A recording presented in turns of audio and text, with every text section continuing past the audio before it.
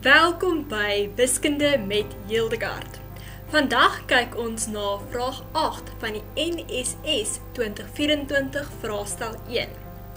Onthou asseblief om te subscribe, indien jy dit nog nie gedoen het nie.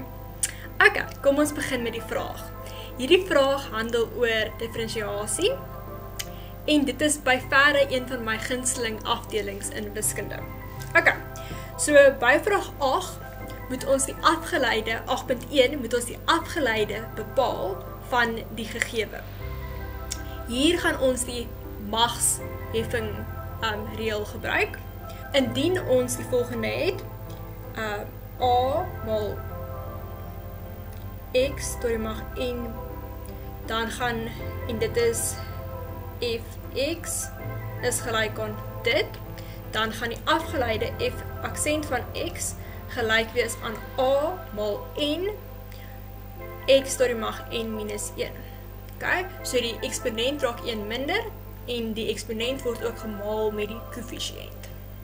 Okay, let wel op jou skryfwyse, dit is vreeslik belangrik.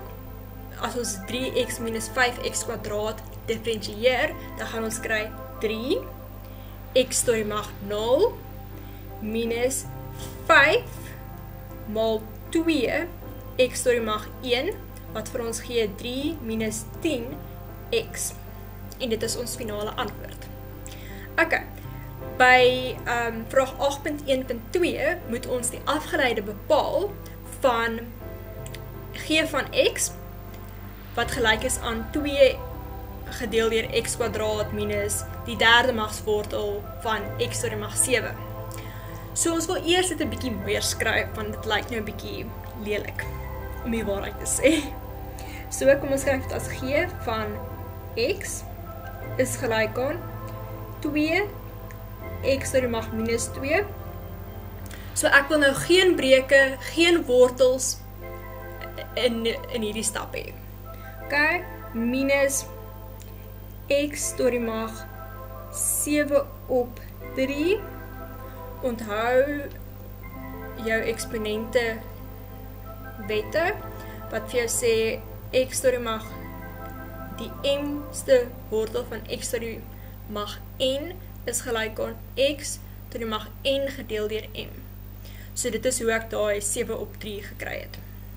Ok, reg, nou gaan ons die magswet toepas, om die afgeleide g aksent van x te bepaal.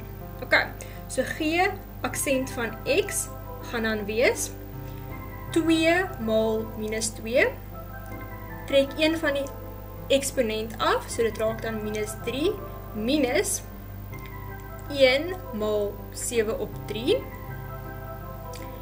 x tot die mag 7 op 3 minus 1, so 7 op 3 minus 1, ok, en nou gaan ons net vereenvoudig, so dit raak minus 4, x tot die mag minus 3, minus 7 op 3, x tot die mag 4 op 3. Ok, en dit is my finale antwoord. Jy kan jou antwoord so los, of jy kan dit as positiewe eksponente gaan skryf, maar dit is nie nodig nie. Ok, en dit is dit. Baie dankie.